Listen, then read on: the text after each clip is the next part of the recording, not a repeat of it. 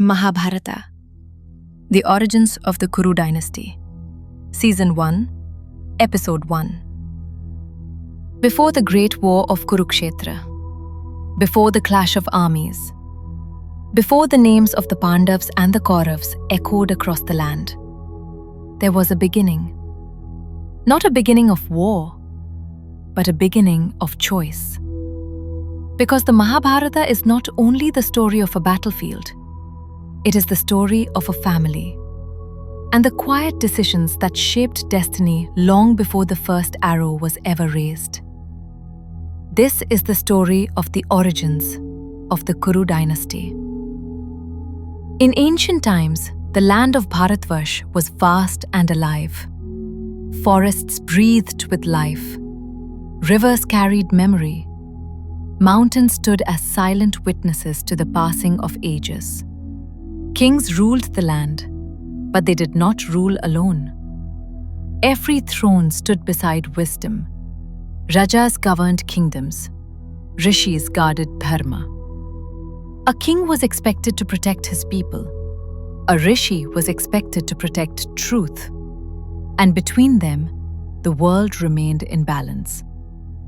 In this age, lineage mattered deeply. Because a king's actions did not end with his own life. They flowed forward into sons yet unborn, into generations yet unseen. It was in this sacred age that a powerful ruler named King Yayati was born. King Yayati belonged to the Luna dynasty, a line known for ambition, intelligence, and desire.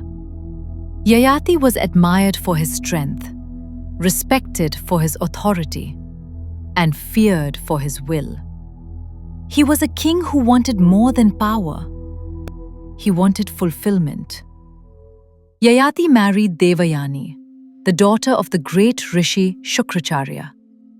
Through this marriage, Yayati gained spiritual protection, the guidance of one of the greatest sages of his time, and the respect of many kingdoms. For a while, all seemed well.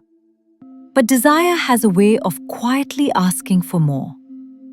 Yayati also married Sharmishta, a princess, and the close companion of Devayani.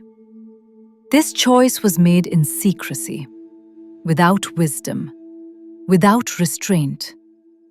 And with it, a quiet imbalance entered his life. When Devayani discovered the truth, her world shattered. Not only had her trust been broken, but dharma itself had been ignored. She went to her father, Rishi Shukracharya. The great sage listened, and his anger was not loud, but it was absolute. Because when dharma is violated by those in power, the consequences do not come gently. Shukracharya placed a curse upon King Yayati. Not death, not exile, but something far more cruel.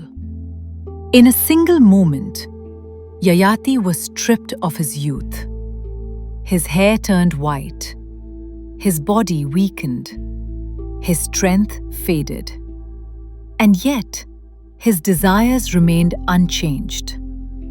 Yayati looked at himself and saw a body that could no longer follow the mind. The king was broken. He begged Shukracharya for mercy, for release. The sage listened once more, and then he spoke. The curse could not be undone, but it could be transferred. If one of Yayati's sons willingly accepted old age in his place, Yayati could reclaim his youth. The choice was placed, not in the hands of a sage, but in the hearts of sons. King Yayati summoned his children. They stood before him, young, strong, full of life. One by one, he asked them to bear his burden, and one by one, they refused. Not with cruelty, not with hatred, but with fear. They saw before them a life of weakness, a future stolen before it had begun. And they turned away. This was not evil. It was human. Finally, Yayati turned to his youngest son. His name was Puru. Puru stepped forward. There was no hesitation, no argument, no delay. He did not speak of reward. He did not ask for power. He accepted his father's old age, as if it were his own duty. In that moment, something ancient shifted. The exchange was made. The choice was sealed.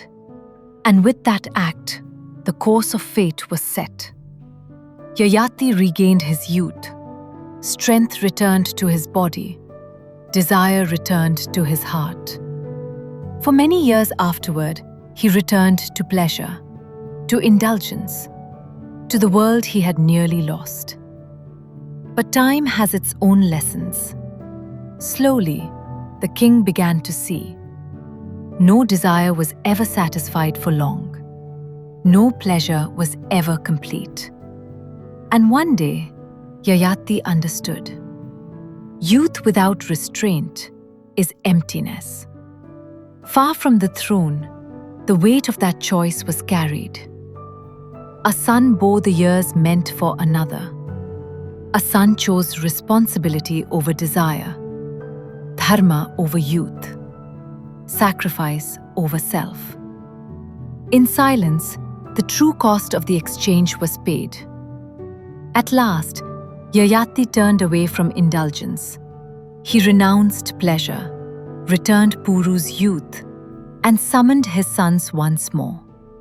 This time, with clarity. Yayati made a decision that would echo through history. He named Puru as his heir, not because Puru was the eldest, but because Puru had chosen dharma when it mattered most. From Puru would rise a lineage, built not on desire, but on sacrifice. Generations passed, and the Puru dynasty flourished. From this sacred line was born a king remembered not for conquest, but for righteousness. His name was King Kuru. Kuru believed that a kingdom was not held by walls, but by values, that land itself must be sanctified by effort. King Kuru tilled the soil with his own hands. He performed intense tapasya, offering his labor as devotion. The gods watched, and they were pleased. They blessed the land. From that moment, this sacred region became known as Kurukshetra, a land prepared for destiny. A land where dharma would one day be tested before the eyes of the world. From King Kuru came a mighty dynasty, kings and warriors, oaths and sacrifices, love and loss. Soon would come King Shantanu, the river goddess Ganga, and stories both divine and tragic. But every great epic must begin, not with war, but with choice. And this was the beginning of the Kuru dynasty. In the next episode, we begin the story of King Shantanu and the river goddess Ganga, where love, loss, and destiny first collide. If you found meaning in this story and wish to continue this journey through the Mahabharata, please subscribe to the channel and turn on the bell notification so you don't miss the next episode in this timeless epic.